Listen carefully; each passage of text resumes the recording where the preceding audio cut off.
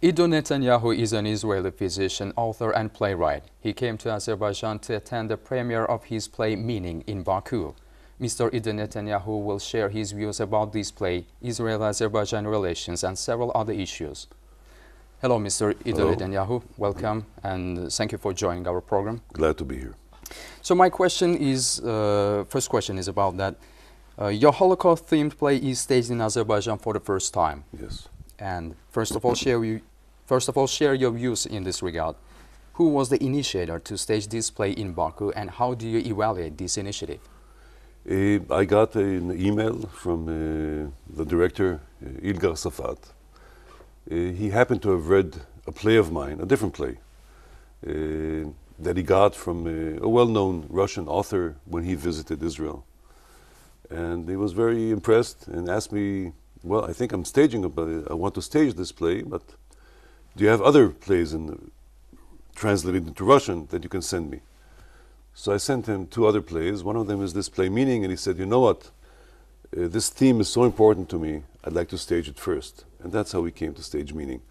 I did not know him before, and I never came to Azerbaijan. And I was very happy that it'll be staged here, and by him, because I heard he's a very good director. So how do you appreciate this initiative? First of all, it's very nice that a well-known director wants to do your play, and I'm sure the result will be very good. And it's always very pleasant to have a nice, good performance of something that you wrote. I'm always happy about it. So as I know, this play is about Viktor Frankl, a Jewish psychiatrist. What can you say about his biography and life in the story? Viktor Frankl was a well-known psychiatrist. He was in the camps during the Holocaust. And he was maybe one of the first people to write his memoirs about the camps, and combined it with his psychological theory about searching for the meaning of life. Now, the play talks about this. This is the theme of the play, that's why it's called Meaning. But also about the meaning of what is happening to Europe, and what is the meaning of the Holocaust? What is the meaning of the murder of the Jews? And what is the meaning of how Europeans are treating the Jews nowadays?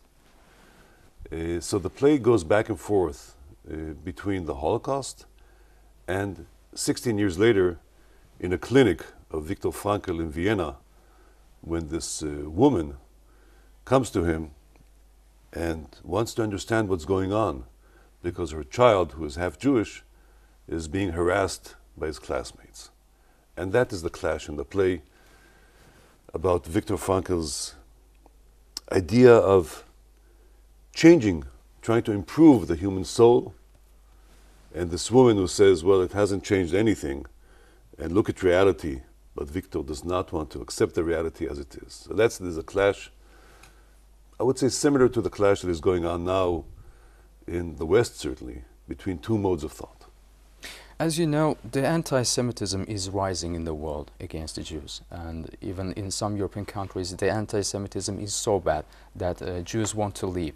So what is your attitude in this regard? Look, anti-Semitism is a disease that cannot be cured. It is too old. It started well before Christianity, 500 years before.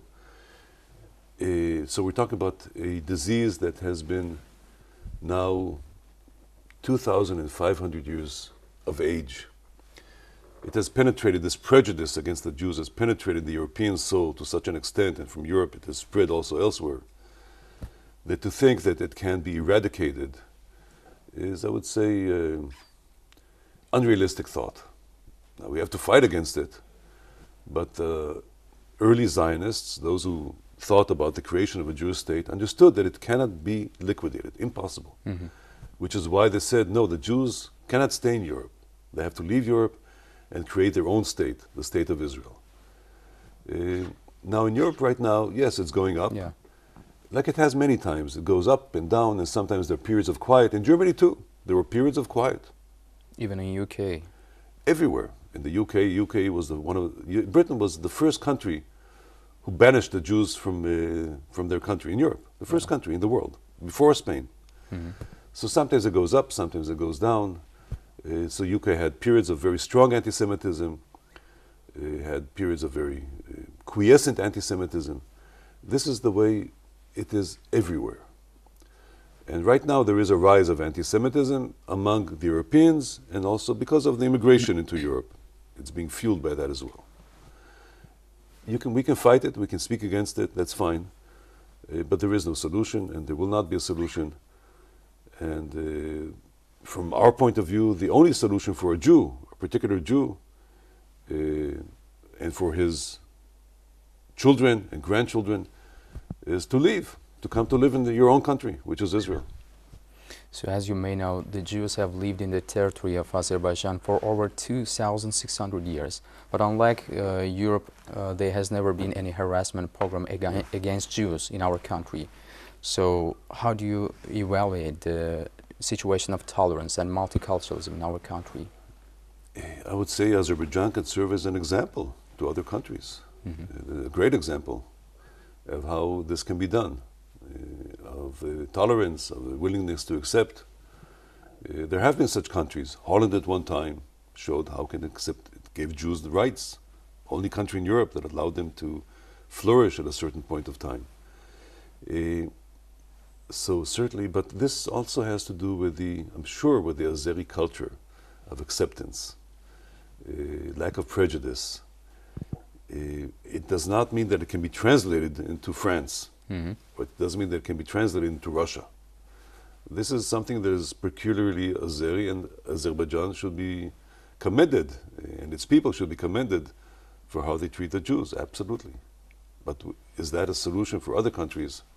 Hopefully it is. Probably not. So, over the last 26 years, the relationships between Israel and Azerbaijan have improved critically and drastically. No country in Eurasia has closer or warmer ties with Israel than Azerbaijan. And so it's interesting, how do you evaluate the Israeli-Azerbaijan relations? We all know that Israel has very good relations with Azerbaijan and Israel. I don't know much more beyond that. Maybe you know from your brother, Benjamin Netanyahu. I happen to know the Prime Minister. I know that he's very appreciative, of course. He's my brother, of course I know him. He's very appreciative, of course, of the relationship with Azerbaijan and thinks it's very important.